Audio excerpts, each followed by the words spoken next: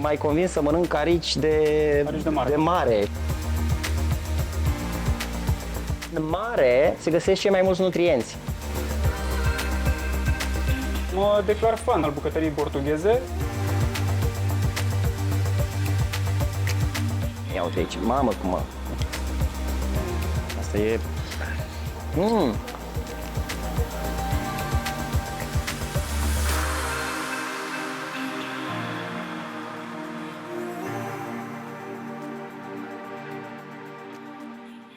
Bine v-am găsit.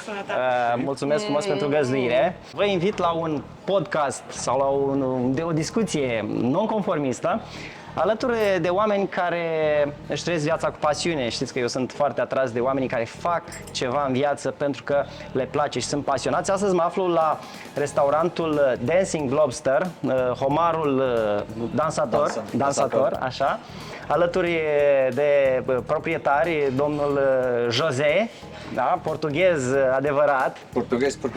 Portughez. Alături de doamna Rodica, manager și se ocupă de acest business. Doamna Margarida, așa, bucătar șef. Da. Și domnul Alex, manager și cel care, când am venit prima oară aici la restaurant, cel care mi-a făcut așa o incursiune în ceea ce privește fructele de mare, ce înseamnă hrana mediteraneană. Eu sunt pasionat de nutriție, știți asta deja, și mai ales de mâncarea mediteraneană, pentru că se știe că dieta mediteraneană crește speranța de viață și studiile asta au demonstrat.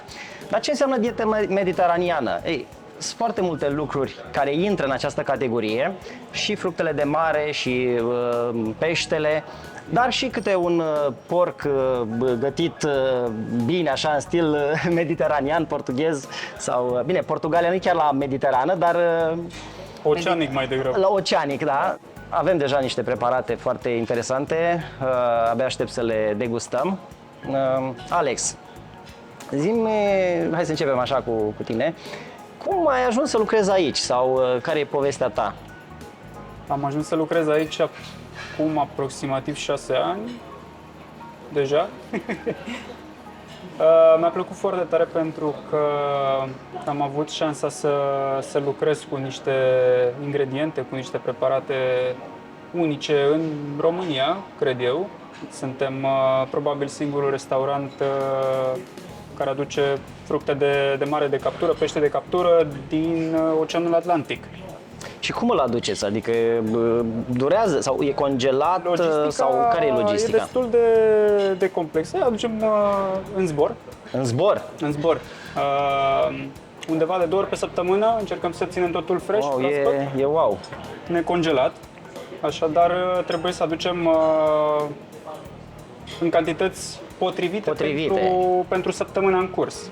Prețurile, să știi că nu mi s-au părut exagerate și, bineînțeles, nu e nici foarte ieftin, dar calitatea depășește așteptările din punctul meu de vedere. Tu mi-ai povestit că ai lucrat, ai fost în 40 și ceva de țări. Aproximativ 40 de țări. Lucrând în restaurante am fost pasionat și de partea gastronomică personală.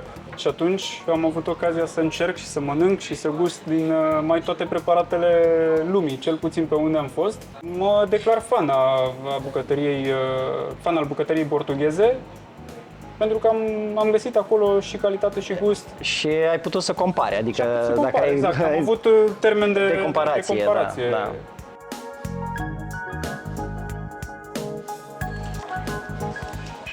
Asta mânca Casanova.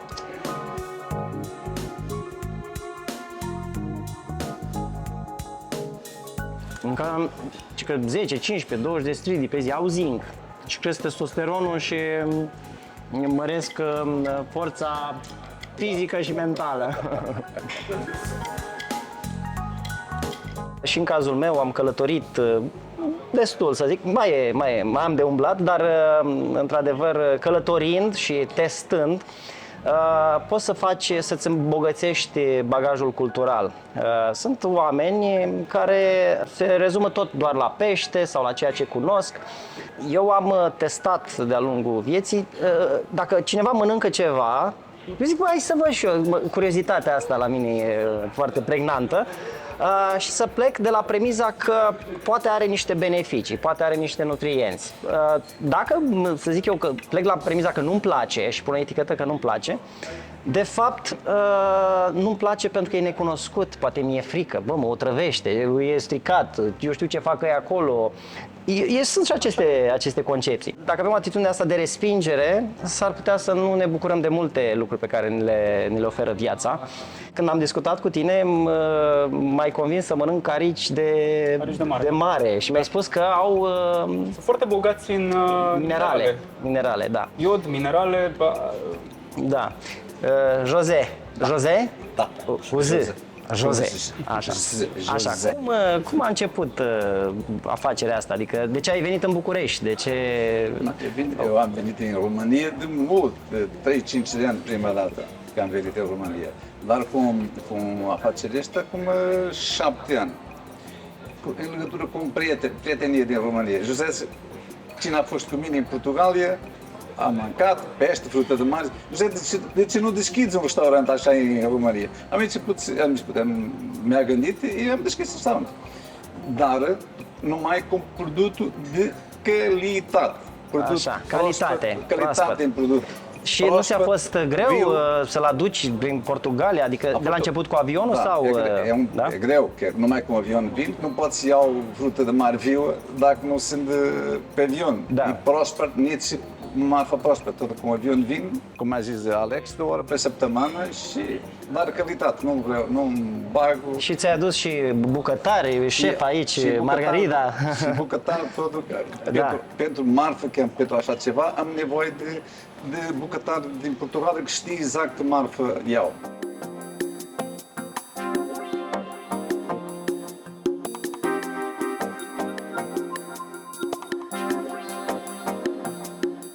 Dar aici, la restaurantul ăsta portughez, gătiți doar fructe de mare, nu și alte rețete portugheze. Sau aveți și pentru cei care poate nu consumă? Și, da? dar fructe de mare și pește, dar știi, acolo mai avem și carne. Da, și cât de des mergi acasă în Portugalia? Stai și acolo? Lunar mergi. Lunar? Da. Ok, deci ești...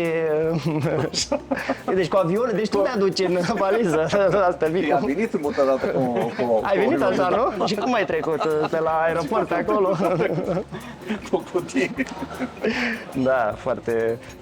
E bine așa pentru că noi împărtășim cunoaștere, împărtășim cultură și poate asta ne deschide apetitul pentru a călători, Eu când merg în țări, în orice țară merg, vreau să mănânc ceva local. Eu nebunesc când îi văd pe oameni că merg într-o călătorie și mănâncă la fast food. Deci nu, să ratezi așa o ocazie, să mergi, nu știu, în Italia, în Spania, în Portugalia, în Mexic, în Brazilia, oriunde, și să mănânci la fast food, la lanțurile astea care sunt peste tot, mi se pare o risipă de potențial. De a-ți îmbogăți ființa cu experiențe.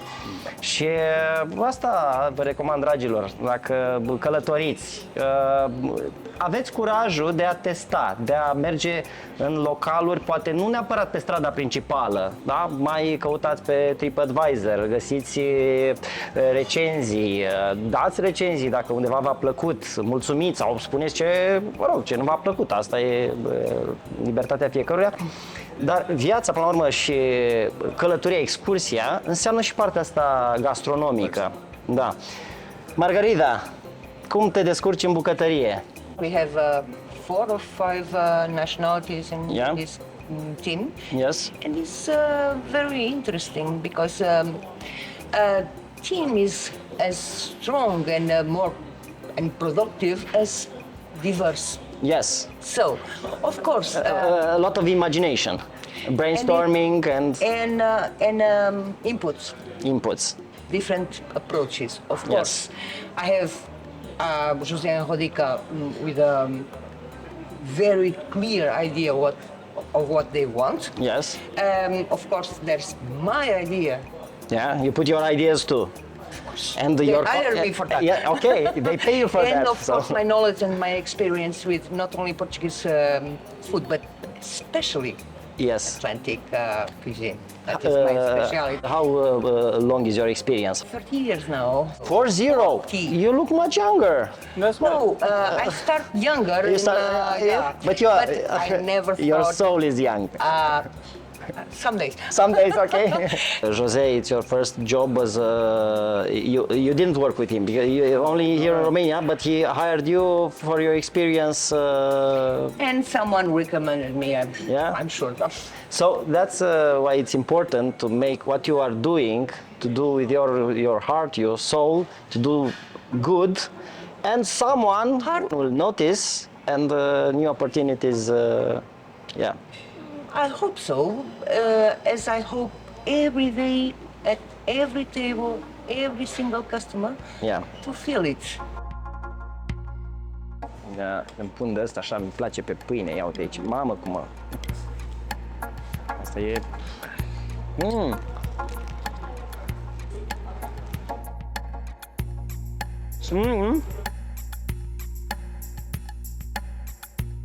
Aveți clienți care vin constant, care s-au obișnuit cu ceea ce oferiți sau sunt newcomers? Este împărțită. Clientela în general este împărțită. Avem o bază destul de mare pe care noi și o structurăm de-a lungul timpului, o bază de returning guests, de clienți care revin.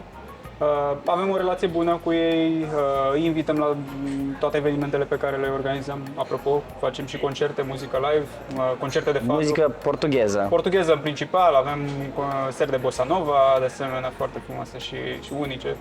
Dar bineînțeles ne bucurăm când vin și clienți noi, pentru că asta înseamnă că facem treabă bună, iar reușim să răspândim. Da, păi, să se ducă vorba. Poate și cu acest interviu vor veni și mai mulți, pentru că o parte a proiectului meu este să ajut antreprenorii și oamenii care vin cu ceva nou în societate, care vin cu o cultură, cu o cunoaștere, cu un serviciu deosebit, și asta m-a impresionat când mi-a spus că, domnule, venim cu peștele ăla proaspăt direct cu avionul, zic. Da. Asta înseamnă că există acolo un dram de pasiune și nu te uiți neapărat la cheltuieli, adică vreau să fie bine, că mă costă puțin mai mult, că oamenii apreciază sau nu mai mult sau mai puțin, dar eu vreau să fac treaba bună. Da? Și până la urmă asta se simte. Mă bucur când când întâlnesc cu oameni care fac și îți trăiesc viața cu pasiune. Rodica, ai foarte multe cunoștințe despre nutriție și despre ce conține, că ai aflat, dar îmi spuneai că e folclor și că nu ai neapărat argumente științifice. Exact. Dar spune-mi ce îmi spuneai înainte de filmare. La ce sunt bune fructele de mare? De ce ar trebui să consumăm din când în când? Mie Ce personal nutrienți îmi au? reglează glicemia. Așa, Dacă am poftă de pâine, paste, ceva dulce, da. ok, la prânz mănânc fructe de mare, un calamar, o caracatiță și îmi dispare pofta de dulce. Deci, cum reglăm pofta de dulce? Și am zis că suma vicilor este constantă, adică ca să reglezi o poftă de ceva, trebuie să înlocuiești pofta aia cu alte lucruri. Exact. Da? E evident, până la urmă, corpul își cere plăcerea. În viață avem două coordonate, interesul și plăcerea. Deci trebuie să-i dai corpului și plăcere. Atunci, când vezi că ai poftă de dulce, stai să gândești, da, alte lucruri ar putea să-mi facă poftă care să fie mai sănătoase. Și uite, e o soluție foarte bună pentru cei... În cazul meu nu știu dacă eu o fac sau e adevărat. Dar ca tine, există un segment, poate nu toți, dar sunt niște oameni care ar putea să apeleze la această soluție, mai ales că gusturile astea diferite, ele activează tot sistemul dopaminergic. Dopamina e și cu curiozitatea, și cu plăcerea, și cu anticiparea. Și ia să gust, ia să văd cum a fost preparat. Și acea interacțiune cu hrana îți dă starea de bine. pentru că îți hrănește și alte simțuri. Da? Și Bine, și îmi dă și funcționează. energie. Adevărul e că nu e pentru toată lumea. Pentru femei e ok, ea nu e foarte adică nu e nutritivă. Pentru un bărbat poate după 2 ore îi se face foame după ce Da, mănâncă bine, dar pește. mai mâncăm și altceva, adică dacă nu mâncăm doar asta. Exact. Dar pentru că e foarte încărcată nutritiv, dar nu are calorii. Exact, De asta nu are zici. calorii, dar N-are are calorii. nutriție, dar Nutriția n-are calorii. are foarte multe Exact, proteine, are zinc, are iod, are... În mare se găsesc cei mai mulți nutrienți. Pentru că la un moment dat apele s-au retras de pe pământ și s-a dus zincul, s-a dus iodul. Noi de avem deficit de iod și trebuie să punem iod în sare. Pentru că pe terenurile agricole nu mai este iod, nu mai e zincul cum era. Pentru că agricultura asta intensivă a secătuit pământul de minerale. Dar acolo în mare încă există, slavă Și Domnului. avantajul Oceanului Atlantic este adâncimea Da. și fructele de mare și peștii de adâncime au și mai mulți nutrienți, din câte știu Da. eu. Ei, pe de o parte, unii se feresc că are mercur și, într-adevăr, Adâncime are mai puțin. Are mai puțin. Mai puțin, din câte Da. știu, dar iarăși nu știu dacă e un fapt. în fine, nu e ca și cum dacă are niște mercur, trebuie să ne ferim. Și peștele de carne albă are foarte puțin. Are foarte puțin pești de mici sau... adâncime. Da. Dar și asta cu moderație, că nu recomandăm să mâncăm fructe de mare în fiecare zi. Adică cineva poate să înțeleagă că avem o glicemie și gata, în loc de stil de viață, eu mănânc numai fructe de mare. Am avut un pacient care vine la mine la cabinet cu ceva timp și locuia, cred că în Spania. Și i-am văzut în analize mercurul foarte crescut și am spus, dar ce faci? Dar eu mănânc în fiecare zi. Zic, dom'le, nu în fiecare zi, că nici ea nu mănâncă în fiecare zi. Deci, din când în când, nu știu, o dată pe săptămână, o dată, chiar așa, dacă ar fi o regulă, nu regulă, că nu e, de 2-3 ori pe săptămână pește, fructe de mare, după aia mai faci un fasting, mai mănânci și altceva. Echilibru, de fapt. Și legat de toate aceste diversități, că asta e frumos, fiecare specie are echilibru său. Adică mâncăm fructe de mare, mănânc numai creveți sau numai caracatiță. Jose, ce mai mănânci în afară de pește și fructe de mare? Eu 90% când mănânc e pește și fructe de mare. 70% pește, 20% fructe de mare și Da, mănânci, așa mi-a crescut, mi-a dat mama. Mi-a dat ține și de obișnuință, dar mănânci, eu știu, carne de vită sau... Și carne de vită, rar. Rar, dar mănânci de toate. O, mănânci lapte sau... Nu prea. Mai puțin. Brânzeturi, aveți niște brânzeturi... Zice foarte bun, dar pentru mine e pește și fructe de mare. Carne, Da, mai puțin. asta ține și de obișnuința din... Și un pic de legume. Da. A? Și legume. Și legume, da, da. Gătești legume, se cer, adică la restaurant aveți, nu știu, și partea asta dezvoltată sau... Yes, we have quite a good offer on side dishes with veggies. Yes. And yes, they order because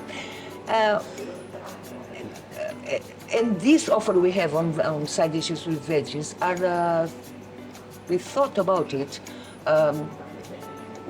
carefully so it matches all different kinds of fish and preparations. Because if you order a grilled octopus, you need some kind of side dishes. But if you order steamed or salt-crusted fish, like another one. Yeah. And of course, some sauces. Green sauce we use a lot for octopus and calamari.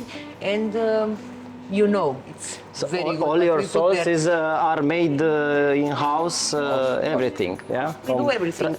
All our bases are done here every Yes. week. So every week when we have fresh fish arriving, we fillet, we keep the bones, we keep the heads, we do fish stock, we do bisque, we do everything Yes. here. And even for the meat, Yeah. we do our meat sauce, of course. Nice. We do everything. And of course we have the best olive oil we can grab. The best olive oil? Of course. Yes. In Portugal? Yes? The best in the Is world, the best yes. in the world, not in Yes. Greece? No. No? Not in Spain, not in No, Italy? no, no. Oh. Oh, I'm sorry to disappoint the world, serios, but this e- Portuguese sunt the, cele mai the mari best premii, sunt one. primite de And we have 5 cheeses on the best So, cheeses of my the friends world. from Five. Greece will be disappointed when I will buy from now on they know, they know, olive oil they know. from Portugal. They know. Yeah, okay. Dar clienții au observat. Avem clienți care au observat, noi avem pe toate mesele un ulei premiat și au observat și au recunoscut. O să mă duc și la un restaurant grecesc să vedem ce zic ei. And it's interesting that we have the regulars, some regulars and some new customers. They like the fact that they can watch us Yes. cook their food.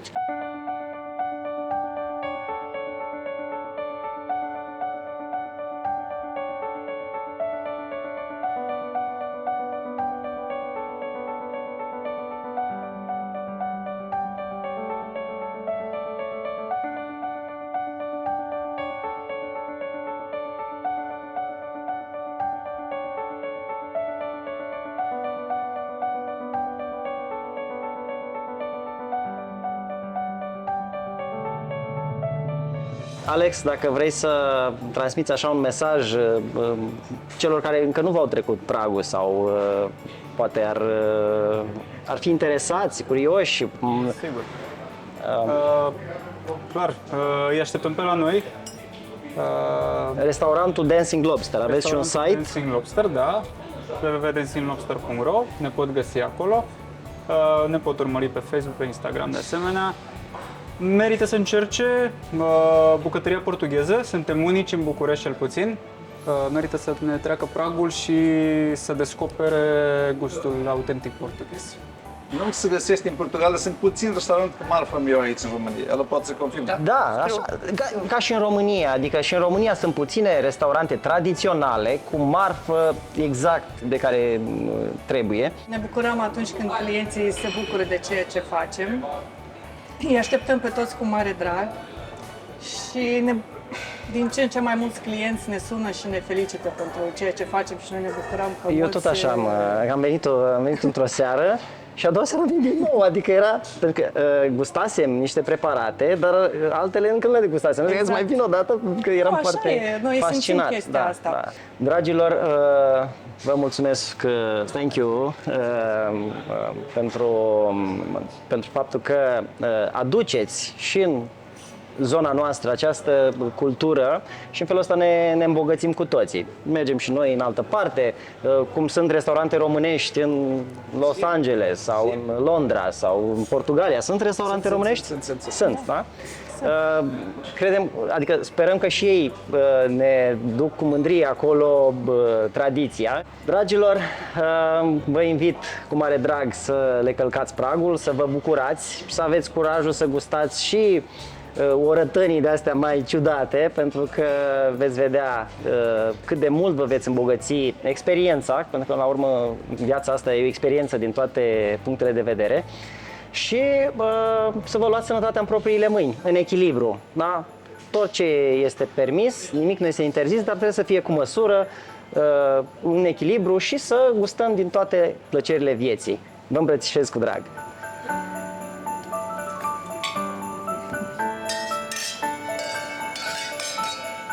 Saúde! Saúde!